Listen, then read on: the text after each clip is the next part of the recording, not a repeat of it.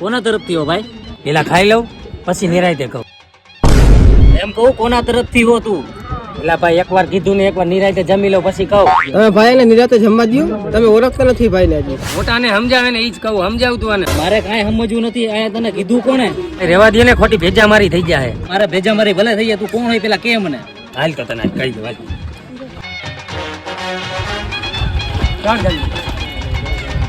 આથી જ નાખ ઝડપ કર. ભાઈ જવા દો ને, મને નથી ખબર. એટલે ભાઈ શું જવા દો? કેરું કહું કે રેવા દે મને ખાઈ લેવા દે. પેલા તું ઝડપ કર.